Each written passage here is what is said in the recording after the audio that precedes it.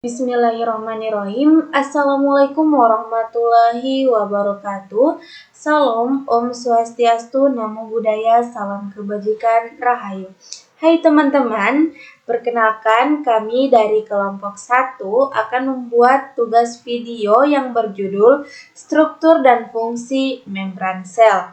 Mata kuliah Biologi Umum dengan dosen pengampu Bapak Ilyas H. Husain, SPD, MPD. Sebelumnya, perkenalkan saya Sri Wahyuni AM Maing dengan NIM 4114240017 dan ditemani oleh rekan saya yaitu Nisa Ayu Pratiwi dengan NIM 4114240003 dan juga Syafina Junianti Palai dengan NIM 4114240022. Baik teman-teman, apa sih yang dimaksud dengan membran sel? Jadi, seluruh permukaan sel yang dilapisi oleh lapisan yang tipis itu disebut dengan membran sel. Jadi, pada sel hewan, membran sel itu terletak di luar. Nah, sementara untuk sel tumbuhan, membran sel itu terletak setelah dinding sel. Nah, membran sel ini disebut juga dengan plasma atau plasmalema. Apa sih teman-teman fungsi dari membran sel? Yang pertama adalah sebagai pelindung organel sel. Jadi, fungsi ini adalah fungsi utama pada membran sel karena membran sel dapat melindungi komponen-komponen dalam sel. Kemudian yang kedua, sebagai pembatas antara cairan di dalam sel maupun di luar. Dan yang ketiga, sebagai alat transportasi molekul dari luar maupun dalam sel. Jadi, membran sel ini bersifat selektif permeabel yang dimana dapat menyeleksi zat-zat yang akan masuk ke dalam membran sel dan juga dapat mempertahankan zat-zat yang ada di dalam membran sel. Kemudian, apa saja struktur membran sel? Yang pertama adalah fosfolipid. Nah, teman-teman bisa kita lihat di gambar.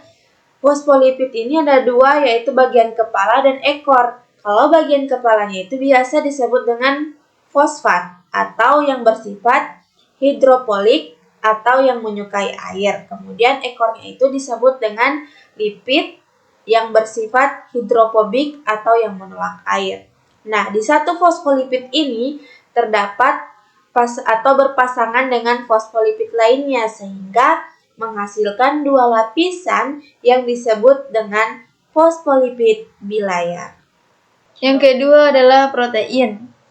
Selain lipid, membran sel juga tersusun atas protein, di mana protein ini disebut juga sebagai tiang-tiang rumah yang menjadi penunjang rangka dasar dari membran sel.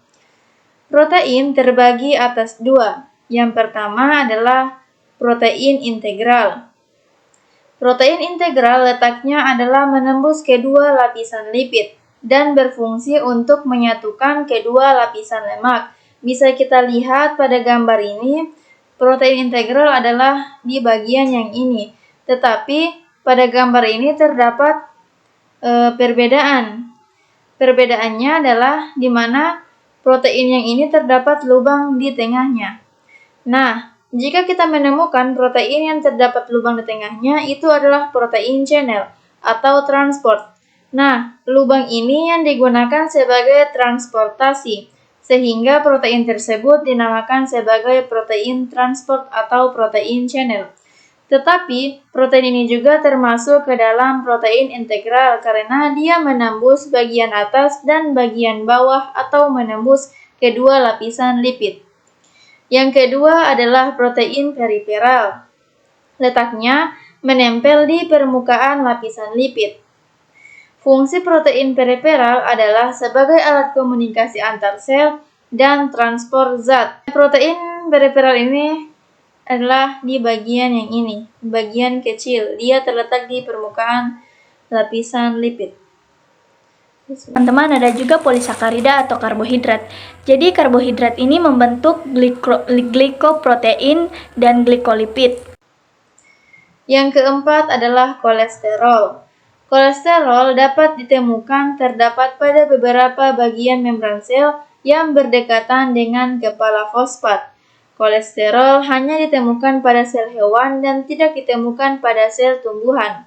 Fungsi kolesterol adalah untuk membantu menjaga kelenturan membran sel dengan mencegah fosfolipid supaya tidak terlalu rapat.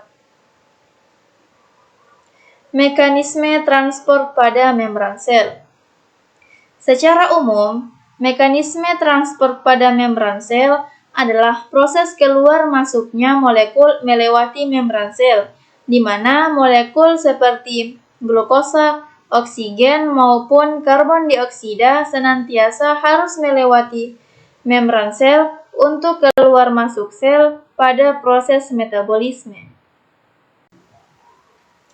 Selanjutnya, apa saja sih manfaat transport pada membran sel? Jadi yang pertama teman-teman yaitu menjaga kestabilan pH.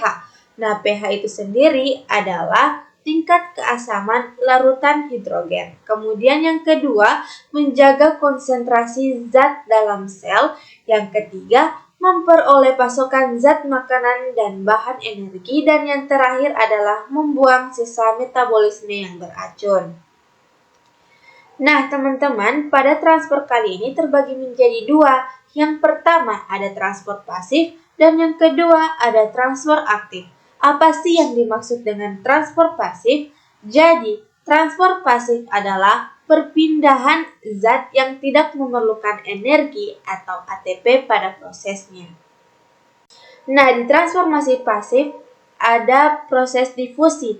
Apa sih yang dimaksud dengan difusi? Nah, difusi teman-teman maksudnya adalah perpindahan molekul dari larutan yang berkonsentrasi tinggi ke larutan yang berkonsentrasi rendah. Saya ambil contoh seperti larutan sirup, yang dimana sebelum larutan sirup bergabung dengan molekul air itu dinamakan dengan larutan yang berkonsentrasi tinggi. Tetapi ketika sudah terjadinya difusi, maka akan menghasilkan molekul sirup tadi sudah bergabung dengan molekul air sehingga menghasilkan larutan yang berkonsentrasi rendah. Selanjutnya adalah osmosis. Untuk memahami osmosis, kita perlu memperhatikan gambar berikut ini, di mana di gambar ini bisa kita lihat bulatan yang berwarna biru ini adalah molekul air, yang berwarna pink, putih, dan hitam adalah molekul gula, dan yang membatasi yang berwarna kuning adalah membran semi-permeabel.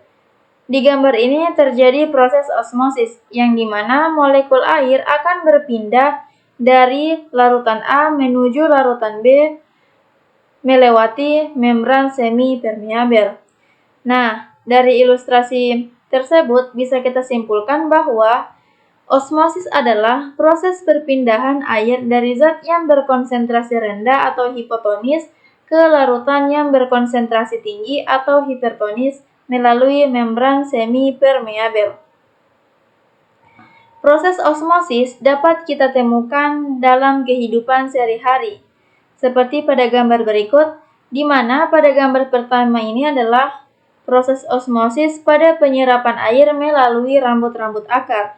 Dan yang kedua adalah di mana sel darah merah akan mengerut ketika dimasukkan ke dalam cairan hipertonis. Mengapa demikian? Karena dalam cairan hipertonis, proses osmosis akan terjadi dari dalam ke luar sel, sehingga sel akan kehilangan air dan mengalami krenasi atau mengerut. Selanjutnya yaitu difusi terbantu. Jadi difusi terbantu ini adalah proses yang difasilitasi oleh protein, di mana difusi terbantu ini sangat bergantung pada mekanisme transport dan membran sel. Dan juga difusi terbantu ini seringkali kita temui pada kehidupan sehari-hari. Contohnya pada bakteri Escherichia coli yang diletakkan pada media laktosa. Dan membran sel bakteri ini juga bersifat impermeabel sehingga tidak dapat dilalui oleh laktosa. Setelah beberapa menit, bakteri ini akan membentuk enzim dari dalam sel yang disebut dengan permease. Kemudian enzim permease inilah yang membuatkan jalan bagi laktosa sehingga laktosa dapat masuk melalui membran sel. Baik, selanjutnya yaitu transport aktif.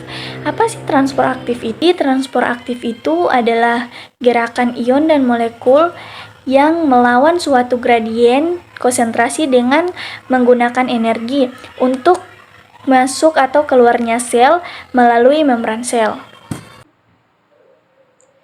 Selain memerlukan energi berupa ATP, transport aktif juga memerlukan enzim untuk memindahkan molekul atau ion dari tempat yang berkonsentrasi rendah ke tempat yang berkonsentrasi tinggi. Sudah. Baik, yang terakhir adalah kesimpulan. Teman-teman, sangat penting untuk kita memahami apa sebenarnya membran sel. Karena membran sel berfungsi sebagai penghalang selektif yang mengatur zat-zat yang akan masuk ke dalam sel dan yang akan keluar dari sel. Nah, membran sel terdiri dari lapisan lipid bilayer yang dikelilingi oleh protein yang berperan dalam berbagai fungsi seperti transformasi zat, komunikasi sel, dan perlindungan struktural. Memahami mekanisme ini membantu kita untuk mengerti bagaimana sih sel berfungsi, kemudian bagaimana bahan kimia mempengaruhi sel, dan bagaimana gangguan pada membran sel yang dapat mempengaruhi kesehatan dan penyakit. Baik, mungkin hanya itu yang dapat kami paparkan pada video presentasi kali ini. Mohon maaf bila ada kesalahan dan kekurangan. Saya akhiri, wabillahi taufiq wal hidayah. Wassalamualaikum warahmatullahi wabarakatuh. Thank you for watching.